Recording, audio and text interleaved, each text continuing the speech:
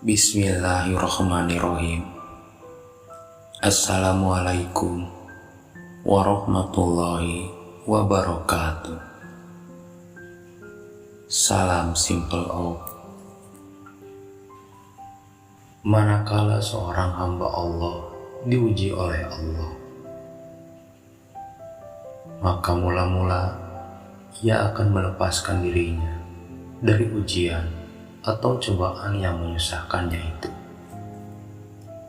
Jika tidak berhasil, maka ia akan meminta pertolongan kepada orang-orang lain seperti para raja, para penguasa, orang-orang dunia, atau para hartawan. Jika ia sakit, maka ia akan meminta pertolongan kepada dokter atau dukun. Jika hal ini pun tidak berhasil, maka ia kembali menghadapkan wajahnya kepada Allah Subhanahu wa Ta'ala untuk memohon dan meratap kepadanya. Selagi ia masih bisa menolong dirinya sendiri, ia tidak akan meminta pertolongan kepada orang lain. Dan selagi pertolongan orang lain masih ia dapatkan, maka ia tidak akan meminta pertolongan kepada Allah. Jika ia tidak mendapatkan pertolongan Allah, maka ia akan terus meratap, salat, berdoa, dan menyerahkan dirinya dengan sepenuh harapan dan kecemasan terhadap Allah Ta'ala. Sekali-kali Allah tidak akan menerima ratapannya sebelum dia memutuskan diri dari keduniaan.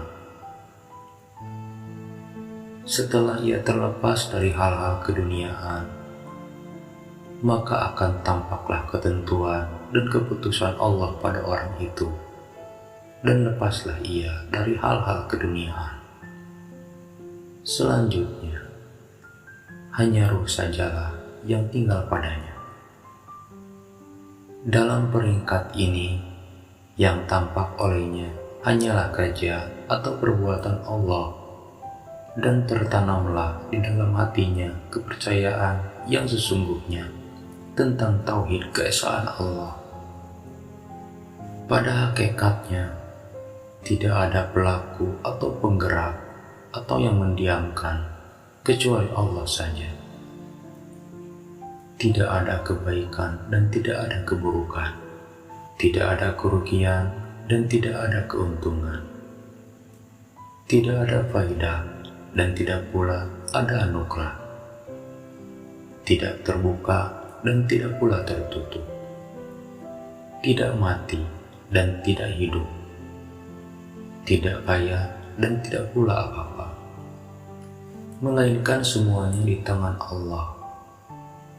Hamba Allah itu tidak ubahnya seperti bayi yang berada di pangkuan ibunya, atau seperti orang mati yang sedang dimandikan, atau seperti bola di kaki pemain bola, melambung, bergulir ke atas, ke tepi, dan ke tengah, senantiasa berubah tempat dan kedudukannya. Ia tidak mempunyai daya dan upaya, maka hilanglah ia keluar dari dirinya dan masuk ke dalam perbuatan Allah semata-mata. Hamba Allah semacam ini hanya melihat Allah dan perbuatannya. Yang didengar dan diketahui hanyalah Allah. Jika ia melihat sesuatu, maka yang dilihatnya itu adalah perbuatan Allah.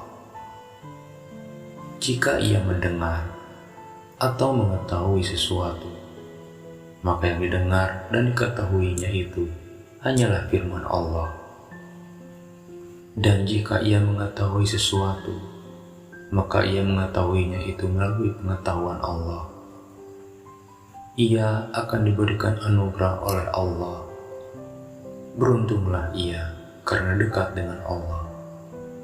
Ia akan dihiasi dan dimuliakan. Ridholah ia kepada Allah. Bertambah dekatlah ia kepada Tuhannya. Bertambah cintalah ia kepada Allah. Bertambah khusyuklah ia mengingat Allah.